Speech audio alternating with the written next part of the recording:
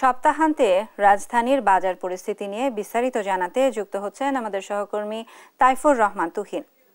তুহিন, আজ নিত্যপণ্যের বাজার দর কিরকম দেখতে পাচ্ছেন, আমাদের বিস্তারিত নিয়ে জানাবেন।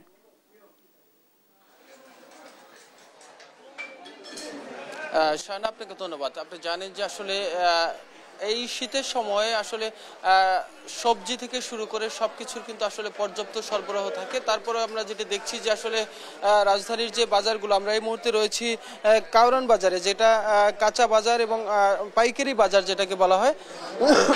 সেখানে আমরা যেটা দেখছি যে আসলে নিত্য প্রয়োজনীয় যে পণ্যগুলো রয়েছে, প্রায় প্রত্যেকটি পণ্যেরই কিন্তু আসলে একটু দাম বৃদ্ধির তালিকা আমরা দেখেছি। যেমন আপনি যদি ধরেন চালের দাম, আমরা গত সপ্তাহেও দেখেছি যে পরিমাণে চালের পর্যাপ্ত সরবরাহ আছে, তারপরে কিন্তু আসলে চালের বাজারে তেমন কোনো মূল্যের দামের কোনো তারতম্য আমরা দেখছি না।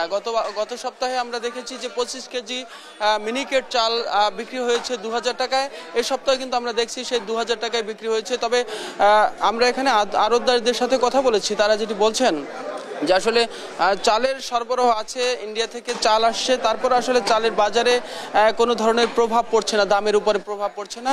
আমরা একটু সরাসরি একটু চলে যেতে চাই একজন বিক্রেতার সাথে, আমরা একজন বিক্রেতার সাথে কথা বলবো যে আসলে চালের আজকে বাজার মূল্য কি অবস্থা, কেন কমছে না আসলে চালের দাম, কি মনে হয় আপনার কাছে?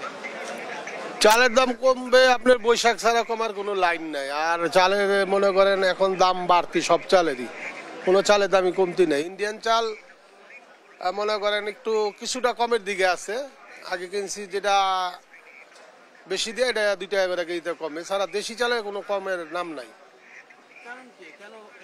কারণ এখন মনে করেন এই যে ইন্ডিয়ান চালগুলো একটু দাম বেশি দেখা আপনার দেশি চালের যারা ব্যবসায়ীরা এরা দাম বাড়া দিয়ে দিচ্ছে। যেমন এখন নাজি চালের সিজন, তারপরে 28 চালের সিজন, এগুলার দাম বাড়া দিয়ে দিচ্ছে।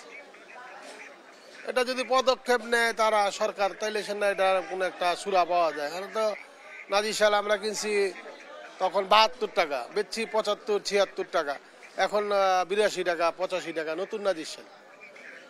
এটা একটা সিন্ডিকেট করে দিয়ে দিচ্ছে নতুন চালের সিজনে। মিনিকেট চালের দাম বাড়তি, এটা ঠিক আছে, কিন্তু অন্যান্য চালের দাম তো বাড়তে হওয়ার কথা না, কিন্তু ওই সুযোগে সব বাড়া দিয়ে দিচ্ছে। ধন্যবাদ আপনাকে।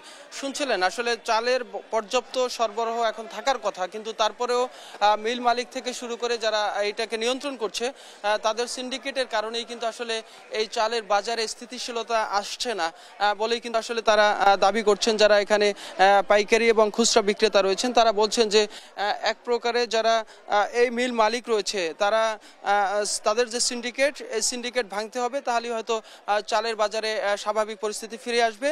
একই সাথে জানিয়ে রাখি যে এই মুহূর্তে কিন্তু যে দ্রব্য মানে কাঁচা পণ্য যেগুলো রয়েছে অর্থাৎ কাঁচা বাজার, সেখানে কিন্তু কিছুটা স্বস্তি দেখা গেছে।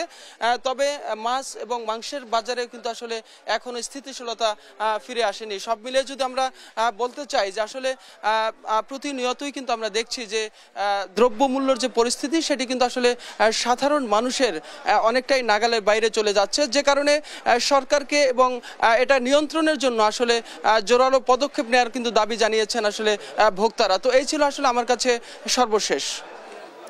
রাজধানীর বাজার পরিস্থিতি নিয়ে জানাচ্ছিলেন আমাদের সহকর্মী তাইফুর রহমান তুহিন।